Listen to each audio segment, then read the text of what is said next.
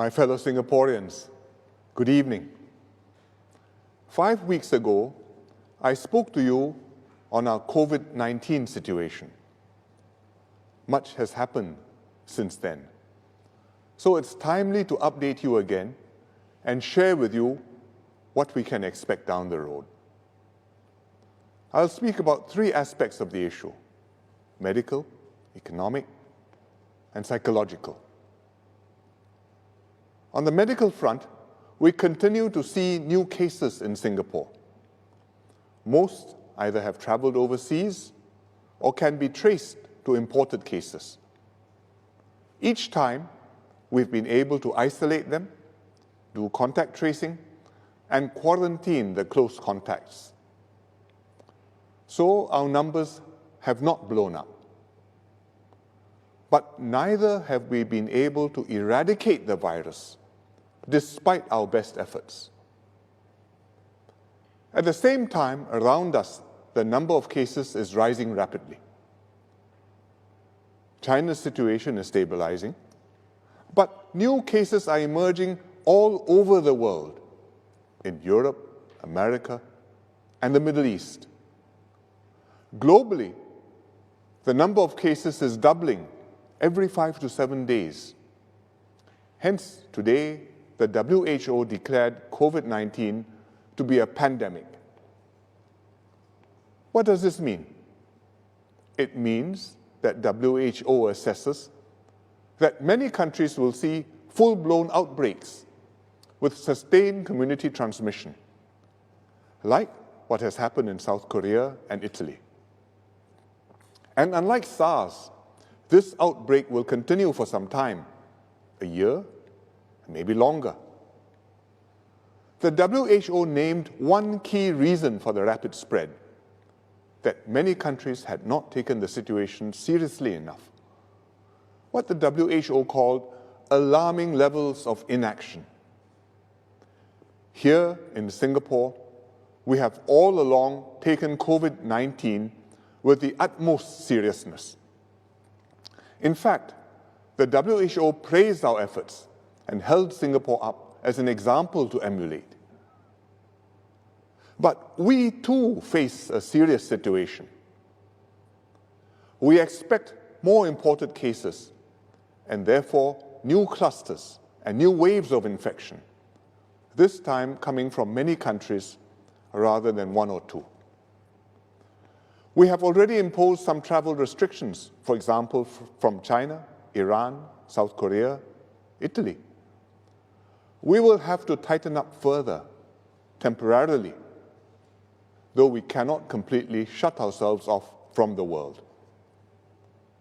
What else must we do? First, because COVID-19 will be with us for a long time, there are baseline things that we must get used to, like practicing good personal hygiene, adopting new social norms, and discouraging large gatherings, and generally maintaining some physical distance from one another. That's why we already scaled down community activities, especially for the seniors. And we can do more in other areas. For example, at religious gatherings. In South Korea, the cases spread through the Shincheonji church group. In Singapore, 2 of our big clusters happened in church groups. And several Singaporeans who attended a big international religious gathering, a tabligh gathering, in Kuala Lumpur recently, have caught the virus. The issue is, of course, not religion itself, but that the virus can spread quickly to many people in crowded settings, like religious gatherings and services. That's why Saudi Arabia temporarily stopped Umrah pilgrimages, and the Pope live-streamed his sermon to avoid crowds on St. Peter's Square. I hope Singaporeans understand that during this period, we may need to shorten religious services or reduce our attendance at such gatherings. Please work with your religious leaders to make these practical adjustments. Second, we need to plan for a possible spike in COVID-19 cases. With very large numbers, if it happens, we will not be able to hospitalize and isolate every case like we do now. But we now know that the majority of patients, in fact about 80% of them, only experience mild symptoms. And the ones who are most at risk are the elderly and those with pre-existing conditions like high blood pressure or lung problems. So, with larger numbers, the sensible thing will be to hospitalize only the more serious cases and encourage those with mild symptoms to see their family GP and rest at home, isolate themselves. This way, we focus resources on the seriously ill, speed up our response time, and hopefully minimize the number of fatalities.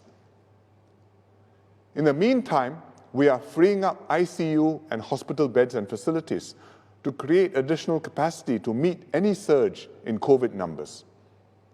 But rest assured, any Singaporean who needs urgent medical care, whether for COVID-19 or other illnesses, will be taken care of. Besides medical plans, if there is a spike, we will also need additional social distancing measures. These will be temporary, like suspending school, staggering work hours, or compulsory telecommuting. They will be extra breaks to be implemented when we see a spike in cases. The extra breaks will slow down transmission of the virus, prevent our healthcare system from being overwhelmed, and help bring the numbers back down. After the situation improves, we can ease off and go back to the baseline precautions. But let me emphasize this. The situation in Singapore remains under control. We are not going to DORSCON red.